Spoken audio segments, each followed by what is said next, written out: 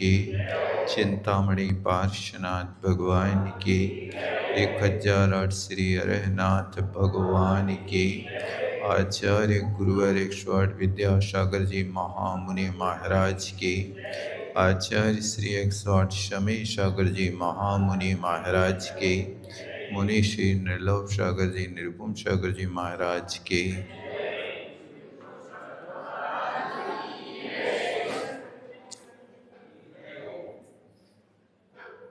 सम्यक दर्शन का पांचवा अंग उपगोहन अंग है।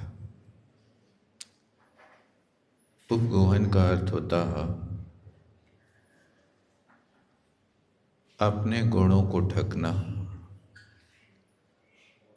और दूसरों के दोषों को ढकना। अपने गुणों को कभी अपने मुख से ना कहें, दूसरों के दोषों को भी देख करके साम्य भाव रखें। मूलतः तो दोषों से मुक्त अरहंत परमात्मा हुआ करते हैं। अपन ने परिभाषा पढ़ी है कि जो 18 दोषों से रहित, उन्हीं के अंदर वीतरागता प्रकट होती है। जो ज्ञानावरणी दर्शनावरणी कर्म से रहित हैं, वो सर्वज्ञ होते हैं, और जिन्हें अंतराय कर्म का क्षय कर दिया वे हितोपदेशी होते हैं। तो 18 दोषों से मुक्त केवली भगवान है। इससे निचली अवस्था में तो दोष होते ही हैं, लेकिन दूसरों के दोषों को देख करके अपन यदि संकलेश करते हैं तो अपना पुण्य छीन होता है। इसलिए दोषी व्यक्ति को रोगी की तरह देखना चाहिए कि जैसे रोगी को देख करके व्यक्ति को करुणा आती है, हे भगवान इसका रोग शमन हो। इसी तरह दोषी को देख करके उसके प्रति सहानुभूति हो, हे भगवान इनके कर्म शांत हो, इनके परिणाम निर्मल हो। ऐसा परिणाम करना, इसका नाम उपगोहन अंग है। आगे स्थितिकरण है। चौथा, पांचवा, छठवा, सात, 5वें से लेकर 8वें तक ये 4 अंग क्रियात्मक होते हैं, आचरणात्मक होते हैं। इनमें आचरण करना है। अब वो आचरण कैसे करना, तो उपगोहन अंग आदेश देता, मुंह पर ताला लगाओ, आंखों का शटर गिराओ। आंखों का शटर गिराना, दोष देखने में नहीं आएंगे। मुंह पर ताला लगाओ, दोष कहने में नहीं आएंगे। इन 2 इंद्रियों के माध्यम से दोषों का या तो बखान होता है या दोषों का ग्रहण होता है। इन 2 इंद्रियों को कंट्रोल कर लें, आप निर्दोषी बन सकते हैं। फिर स्थितिकरण करना, गिरते हुए जीवों को हस्तावलंबन देना। कहां से गिर रहा, यहां कोई मकान से या पहाड़ से गिरने वालों की बात नहीं है। वो किससे पतित हो रहा है और कहाँ उसको स्थापित करना है, इस बात को अगला 16 नंबर का श्लोक हमें सूचित करता है। दर्शनाचरणाद्वापि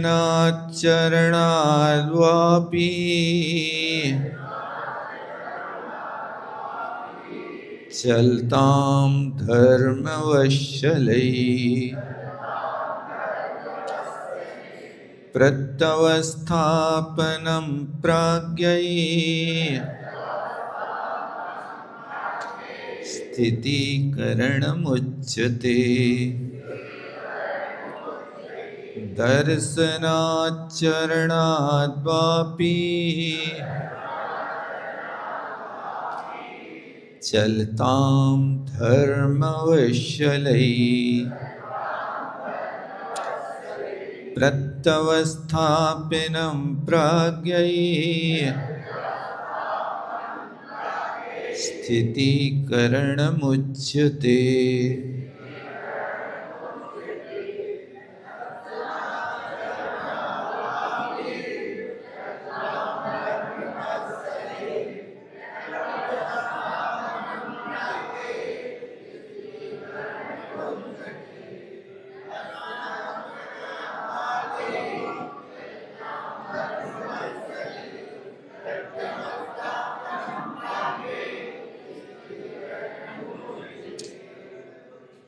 अब कहते हैं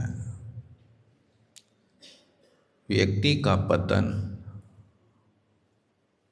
दो कारणों से होता है। पहला कारण लिखा दर्शनात्, सम्यक दर्शन से,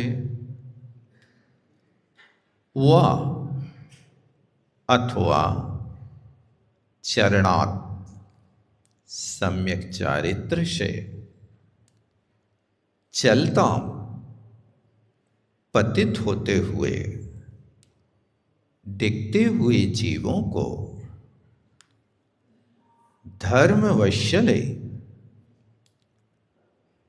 धर्म में प्रेम करने वाले जीवों के द्वारा प्रत्यवस्थापना, फिर से उसमें स्थापित कर देना। किस में स्थापित कर देना? दर्शन में और चारित्र में फिर से स्थापित करना। प्राज्ञ ज्ञानी जनों ने स्थितिकरणम उच्यते, इसको स्थितिकरण कहते हैं। अच्छे से परिभाषा याद करना। सम्यक दर्शन से कोई पतित हो रहा, कोई धर्मात्मा था, किसी विपत्ति में पड़ गया, सम्यक दर्शन को पूर्व में संभाल करके रखा था, या तो अंदर से तीव्र कषाय का उदय हो गया। कषाय कोई भी हो सकती है। लोभ कषाय से पतित हो गया। लोभ कषाय में आकर के व्यक्ति अनुचित कार्यों को करने में कभी संकोच नहीं करता। लोभ ऐसी कषाय है कि जो अपनों से भी दूरियां बना देती है। लोभ कषाय अपने पिता को भी राक्षस कह देती है। लोभ कषाय अपने परिवार की माताओं बहनों को अनुचित शब्दों का प्रयोग कर देती है। जो प्रयोग करने योग्य नहीं होते हैं। इसलिए लोभ कषाय कभी कभी अंदर से प्रेरणा करती है, ऐसा काम कर लो, तुम जुआ खेल लो,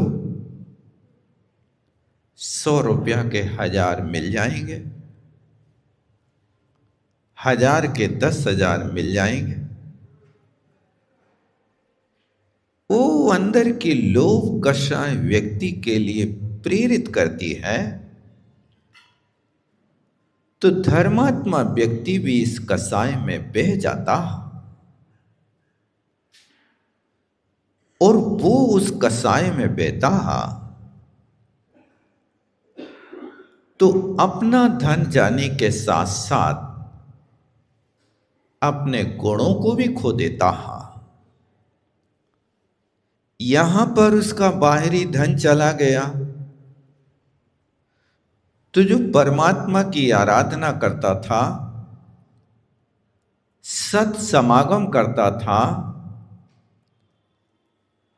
अब उसके पास समय नहीं रहता, समय से पहले अधिक कमाने के मूड में रहता है। लेकिन भैया, कर्म कमंडलु कर गए, तुलसी मन पछताए, बापी कूप डटाग में बूंद ना अधिक समाये। एक कर्म रूपी कमंडल आपने ग्रहण कर रखा, उस कर्म रूपी कमंडल में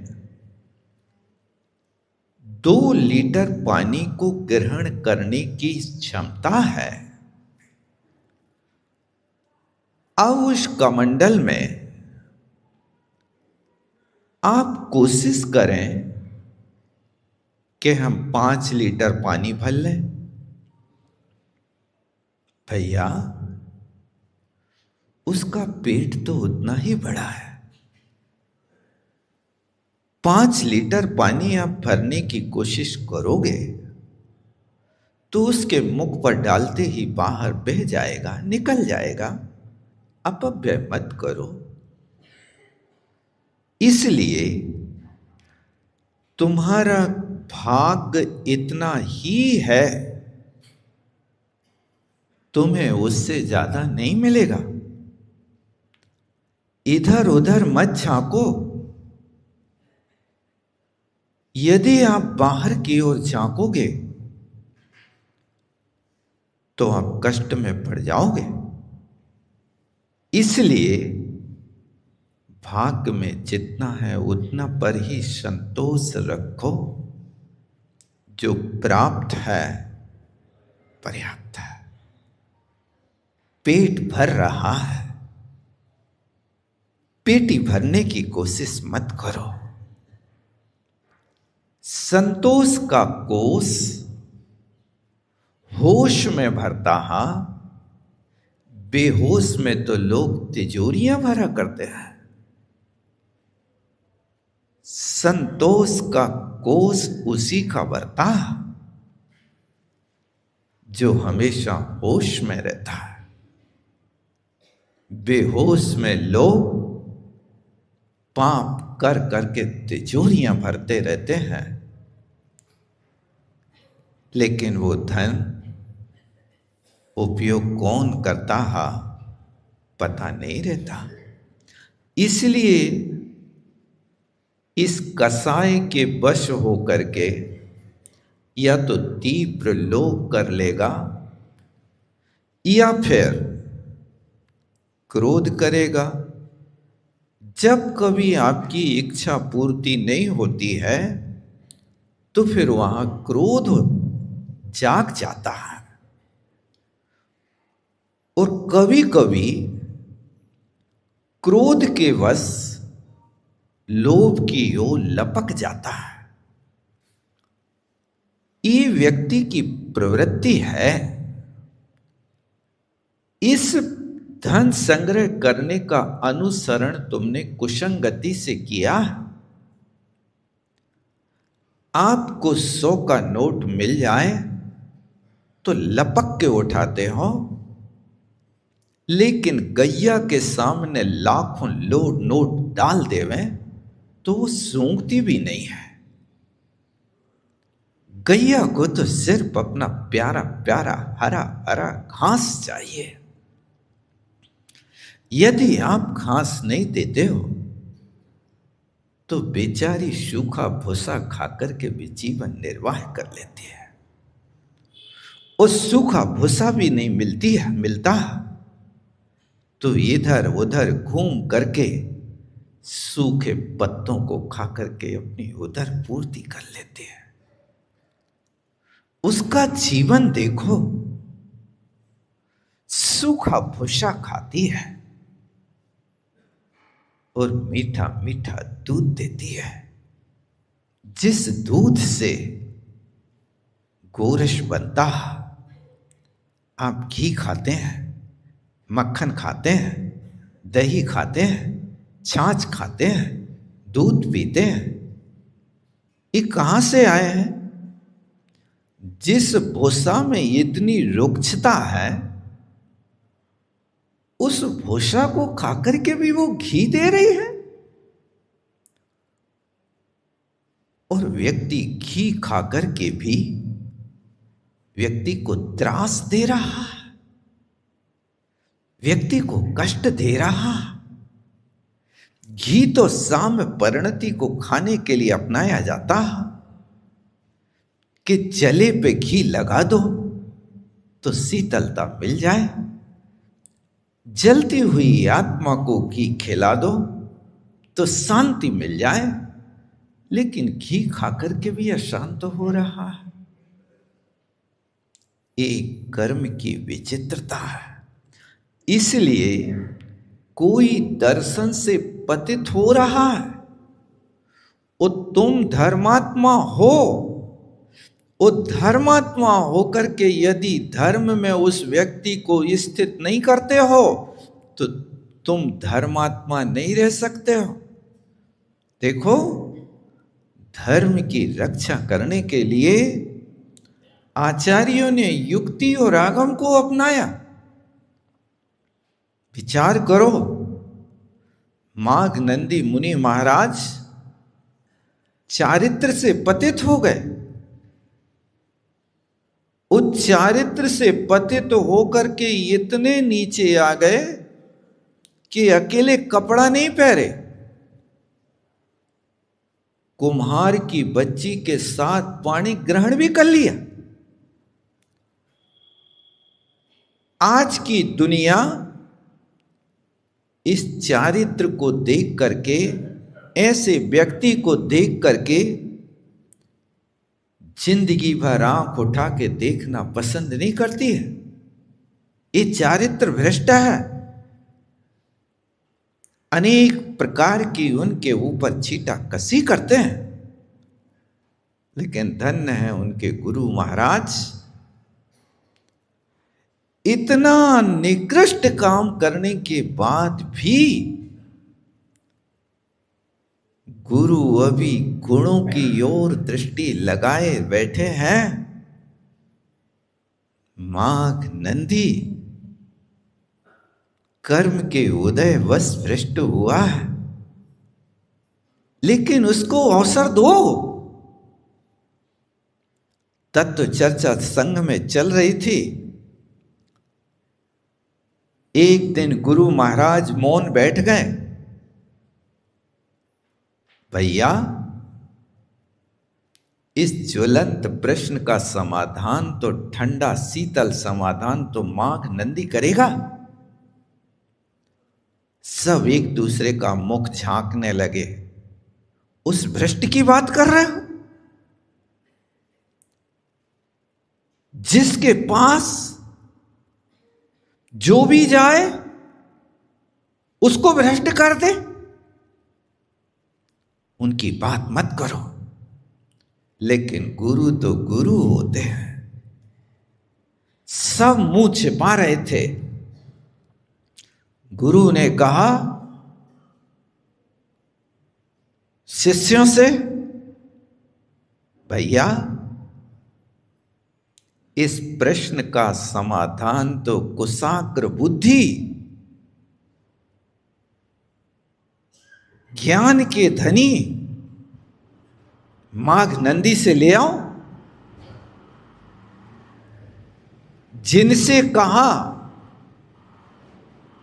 उनने कहा, महाराज ऐसे भ्रष्ट व्यक्ति के पास जाना क्या उचित है?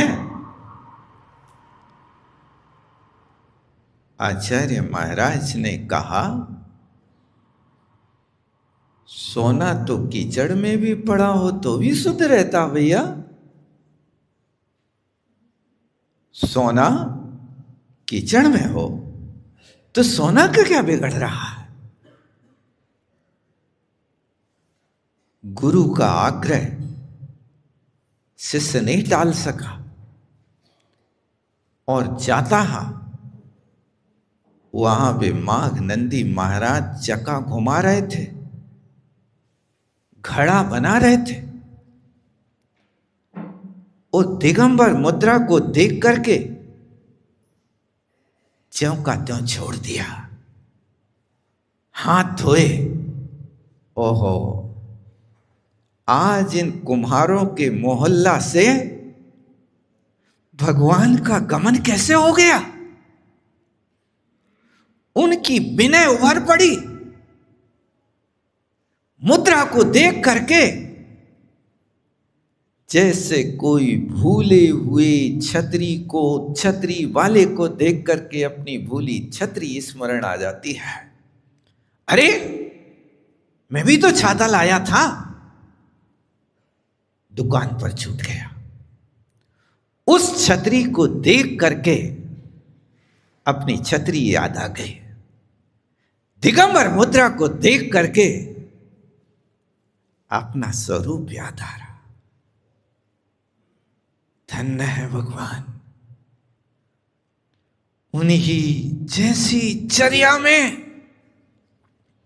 चित्त सदा अनुरक्त रहे, चित्त सदा अनुरक्त रहे।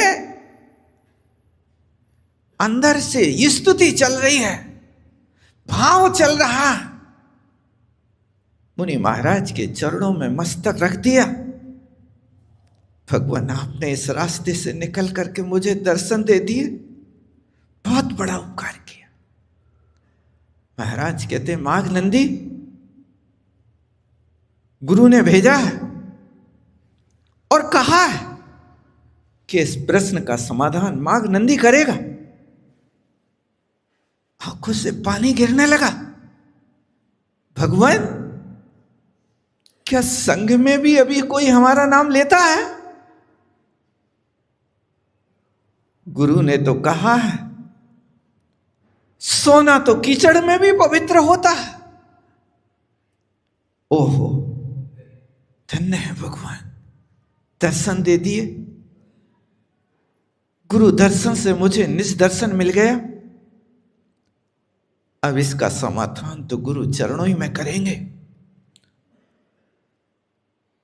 वहीं चलता चाक छोड़ दिया, पिच्छी को पेड़ पे टांग रखा था, कमंडल को टांग रखा था।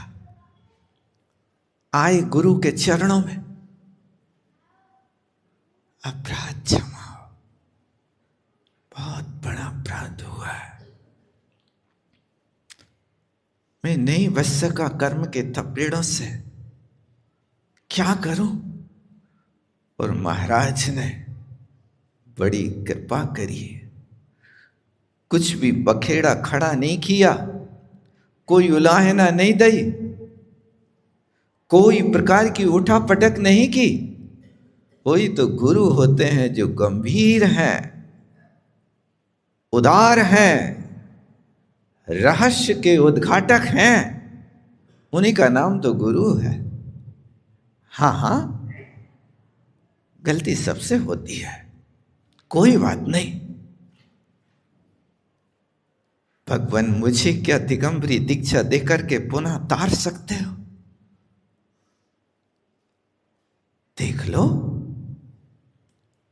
चींटी तो 1000 बार गिर करके भी पुरुषार्थ नहीं छोड़ती।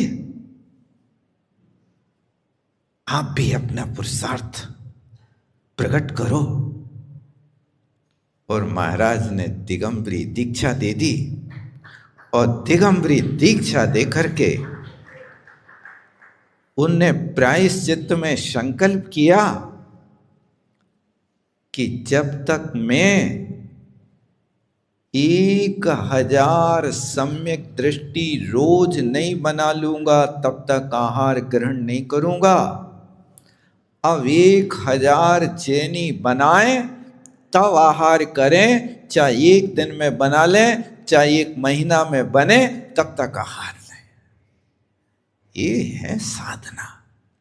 इसलिए गिरी हुई व्यक्ति को हस्तावलंबन देने की जरूरत है।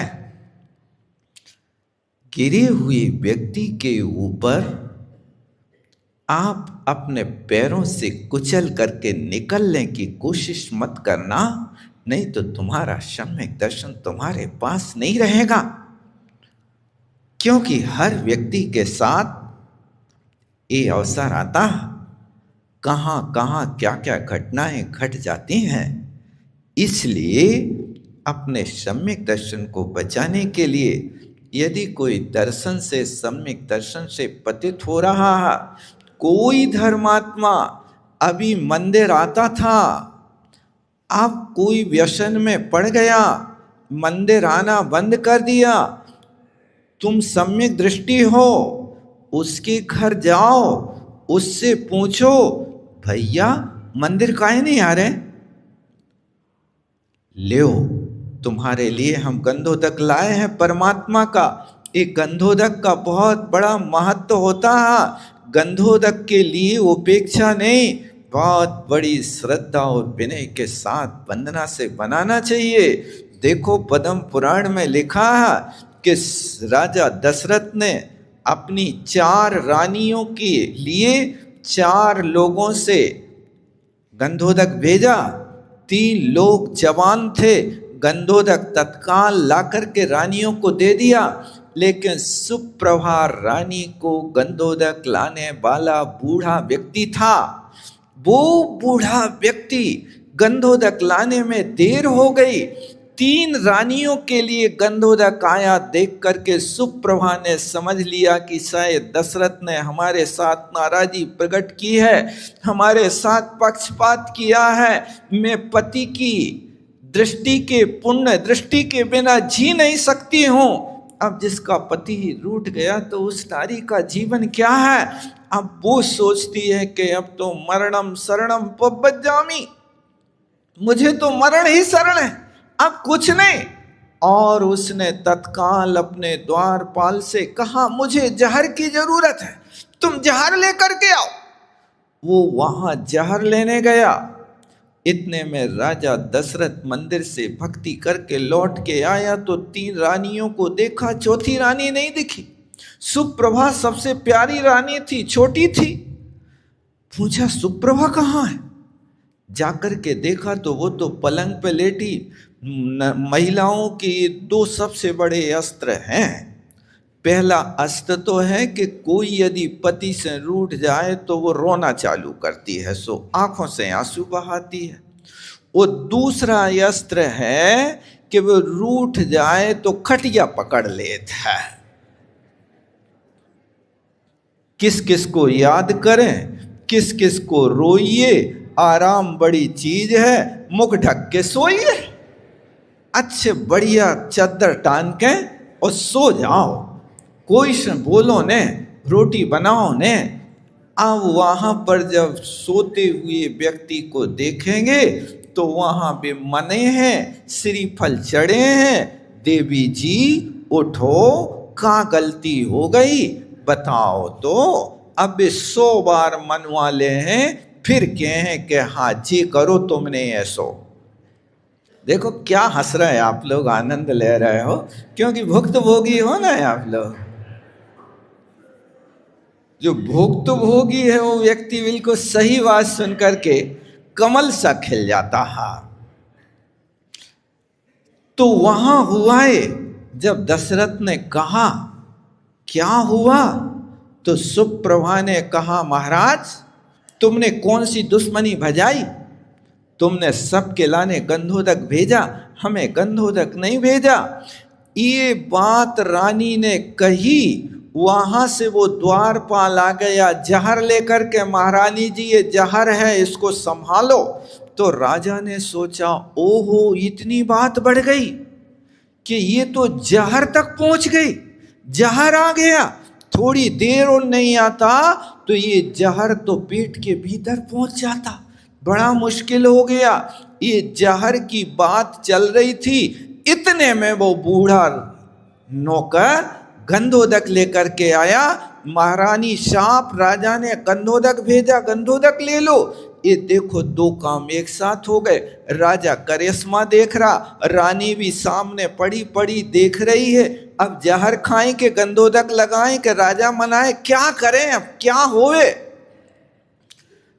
तब राजा ने उस बूढ़े व्यक्ति को फटकार लगाई, तू क्या करता रहा, इतनी देर से गंधोदक क्यों लाया। उस व्यक्ति ने अपने बुढ़ापे का वर्णन किया, महाराज अब मेरा शरीर देखो, जवानी में तो मैं अंगूर की तरह रस भरा था, अब बुढ़ापा आया तो छुहारा की तरह हड्डी हड्डी दिखाई दे रही है। कहीं पैर रखता हूं कहीं पैर पड़ता है, चल नहीं पाता हूं, लाठी लेके चलता हूं, और जब 10 कदम चलता हूं तो फिर बैठता हूं, तब कहीं जा कर के मैं ये काम कर पाता हूं। मुझे नौकरी जाने की चिंता नहीं, मेरी तुम शरीर की शक्ति देख रहे हो, मेरी तुम जान ले लो तो भी मुझे चिंता नहीं।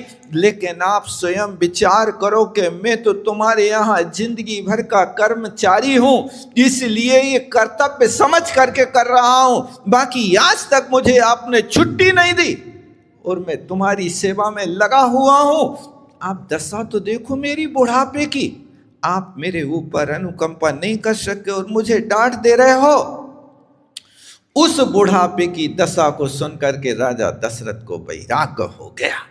अब रानी को तो मनाया थपाया ठीक है, अब राजा के अंदर भाव चलने लगा, ये संसार महावन भीतर भर मत और न आवे, जामन मरण जरा दो दाहे, जीव महा दुख पावे। वैराग्य हो गया और उस बूढ़े की दशा देख करके राजा दशरथ ने दीक्षा ले ली। ये गंधोदक का बहुत बड़ा महत्व हुआ करता है। इस तरह से यहाँ पर भी युक्ति के माध्यम से माघनंदी महाराज का जैसे स्थितिकरण किया, इस तरह से यदि कोई व्यक्ति पूजा पाठ करता, स्वाध्याय करता और वो यदि नहीं आ पाता तो उस व्यक्ति के घर जाओ, उसकी समस्या सुनो और सहयोग करो, लेकिन सहयोग के बदले में कुछ लेने की अपेक्षा नहीं करो। ये जीवन में संस्कार होना बहुत आवश्यक है, क्योंकि जब तक जीवन संस्कारित नहीं होता तब तक अपना जीवन आगे विकास की ओर नहीं होता है। और आप लोग इस बार आचार्य भगवान की पुण्यतिथि के अवसर पर आप लोगों की भावना सम्यक संस्कार, मूल संस्कार लेने के बन रहे हैं। मैं कहता हूँ कि वास्तव में ये संस्कार जो होते हैं व्यक्ति को एक अच्छे स्थान को प्राप्त कराते हैं। संस्कारवान व्यक्ति ही स्वर्ग और मोक्ष का अधिकारी होता है, क्योंकि स्वर्ग की प्राप्ति होगी, सम्यक्त की प्राप्ति होगी तो गुरु के चरण आए बिना नहीं होगी। इसलिए जिसके जीवन में गुरु नहीं उसका जीवन शुरू नहीं। जब तक आपके जीवन में संस्कार नहीं मिलता, ये आदि पुराण की पद्धति है कि जब जन्म होने के बाद बच्चे का 45 दिन का काल पूरा होता था और 45वें दिन माता बच्चे को लेकर के गुरु चरणों में डालती है। भगवान अब आप इसके लिए सम्यक दर्शन प्राप्त करके इसके लिए संस्कार मान करें, गुरु मंत्र देते हैं, उसके सिर पे हाथ फेरते हैं और संस्कार दे करके उस व्यक्ति के लिए अणुव्रती बना देते हैं। वो 45 दिन का बच्चा क्या व्रत जाने, नहीं, अभी जब तक ये 8 वर्ष का नहीं होगा तब तक माँ उसको व्रतों का पालन कराएगी।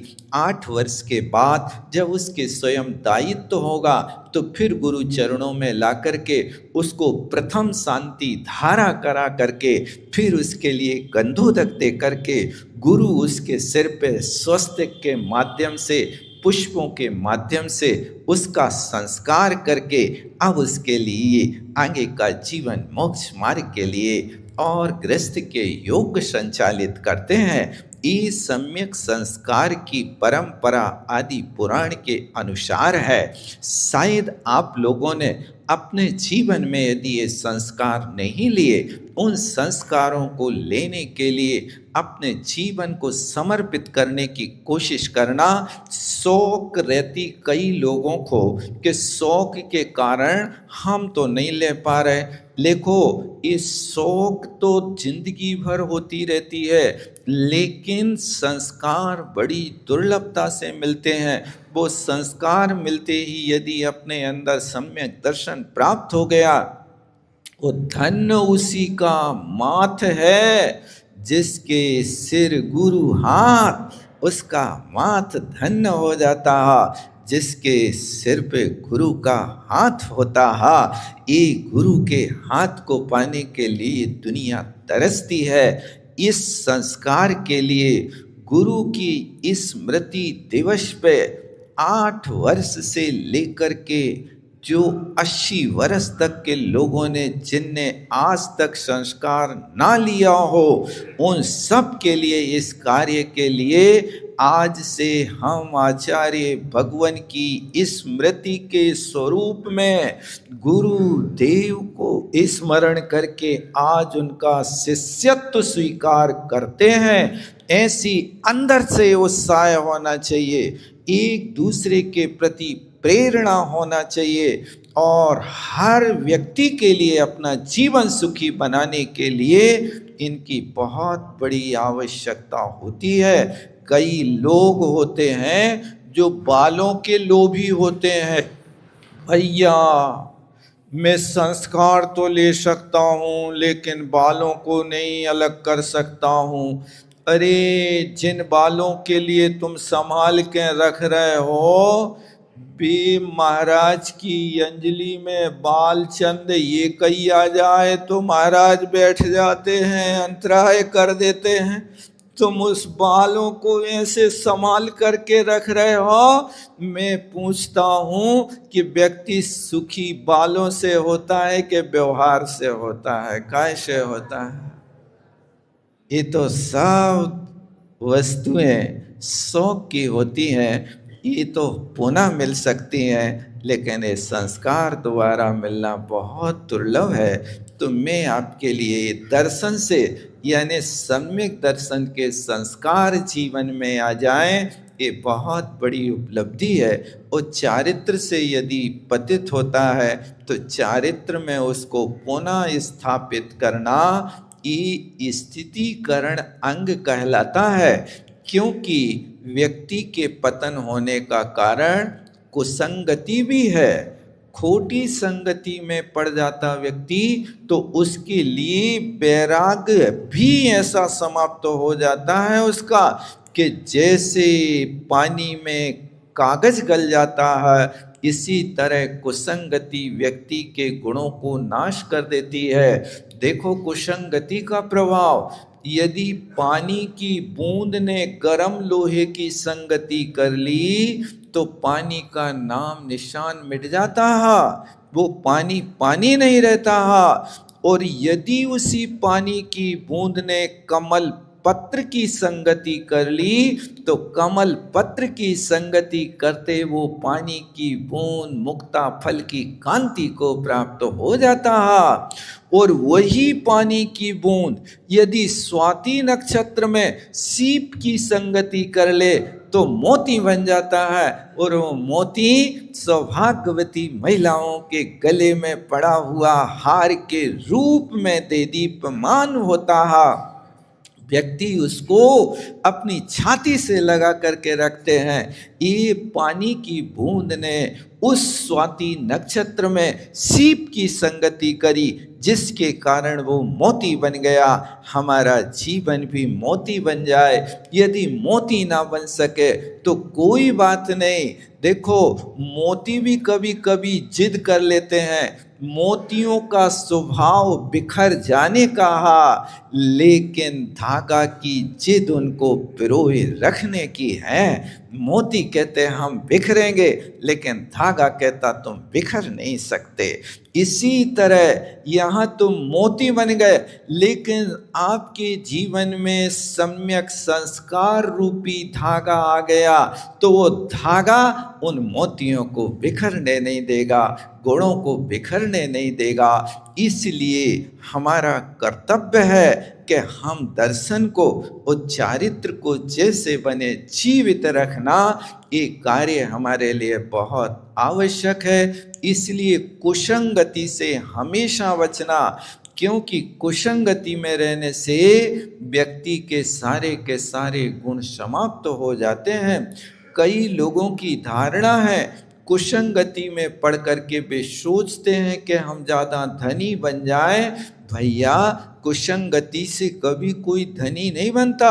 ज्वारी व्यक्ति का उपदेश तुम्हारे ऊपर इतनी जल्दी प्रभाव पड़ता है कि ज्वारी कहे कि जे लियो 1 के 10, 10 के 100, 10 के 100 वहाँ चौराहे पे बैठा हुआ हल्ला कर रहा है, और वो वास्तव में 10 के 100 दे रहा है कि 10 लोगों के 100 लगा करके लूट रहा। क्या कर रहा है बताओ? लेकिन हमारी बुद्धि लगती है कि वास्तव में उसके उपदेश को इतनी जल्दी ग्रहण करेगा, इतनी जल्दी ग्रहण करेगा कि अपने जेब को पूरा का पूरा खाली कर डालेगा। वहाँ ज्वारी की बातों में तो तुम श्रद्धा करते हो, लेकिन जो तुम्हारे गले का फंदन अनादि काल के कष्ट मिटाने वाले हैं, ऐसे गुरुओं की बातों पे, जिनवाणी की बातों पे श्रद्धा नहीं होता है, इसलिए तुम कष्ट उठा रहे हो। यहाँ अपन को देखना कि कुसंगति से हमेशा बचना। अपने जीवन को यदि सुखी बनाना है तो 4 चीजें हमेशा अपनाओ। कौन सी 4 चीजें हैं? सबसे पहले बुरी आदत से बचो, दूसरी बात कुसंगति से बचो, तीसरी बात झुंझलाहट से बचो, और चौथी बात असंतोष से बचो। याद रहेगा कि नहीं रहेगा? बुरी आदतें व्यक्ति के जीवन को खोखला कर देती हैं। यदि आपकी कोई बुरी आदत पड़ गई है, उस बुरी आदत को छोड़ करके अच्छी आदतों को अपनाएं। इसलिए बुरी आदतों से बचें, कुसंगति से बचें। कुसंगति क्या है? वो कुसंगति है कि पुरुषों में यदि कोई आपके लिए शकुनी मामा की तरह सलाह देने वाला व्यक्ति हो तो वो कुसंगति है। माताओं में यदि कोई मंथरा की तरह सलाह देने वाली होवे तो वो कुसंगति है। मंथरा ने क्या किया? जब से महारानी की बुद्धि में नौकरानी की बुद्धि आई, तब से घर का वन हो गया। ये तो पता है ना, महारानी की बुद्धि में नौकरानी की बुद्धि आ गई। उस मंथरा ने कैकई के लिए भड़का दिया, अरे राम राज करेगा, तुम्हें नौकरानी बन के रहना पड़ेगा। अभी तक तो कौशल्या से ज्यादा प्यार कैकई करती थी राम से, लेकिन मंथरा की बुद्धि ने राम को घर से बाहर निकाल दिया, वनवास कर दिया। ये क्या स्थिति है? इसलिए जो व्यक्ति तुम्हारे घर में रह करके, आसपास पड़ोस में रह करके तुम्हें सलाह देवे, अरे तुम इतने परेशान काहे को हो रही, न्यारे हो जाओ ना, अलग बनाओ खाओ अपना, सुखी रहोगे, समझ लेना वो व्यक्ति मंथरा की बुद्धि का है। उसको तत्काल वहां से छोड़ करके कोई ऐसी बुद्धि वाले व्यक्ति के पास जाना कि जहां पर तुम्हें सही दिमाग देवे, सही बुद्धि देवे।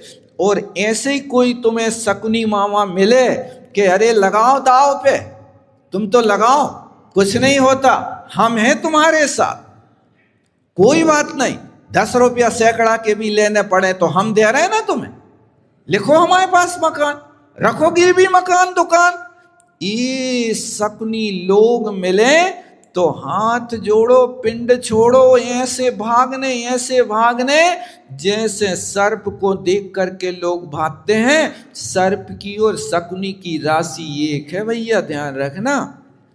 इसलिए इनसे सदा बचते रहना। समय अपना हो रहा, ये स्थितिकरण है, तुम स्थितिकरण करने का बीड़ा उठाना। कोई भी व्यक्ति है धर्म से पतित हो रहा है, उसके लिए धर्म पर स्थित करने की कोशिश करना। बोलो आचार्य गुरुवर विद्यासागर जी महाराज की।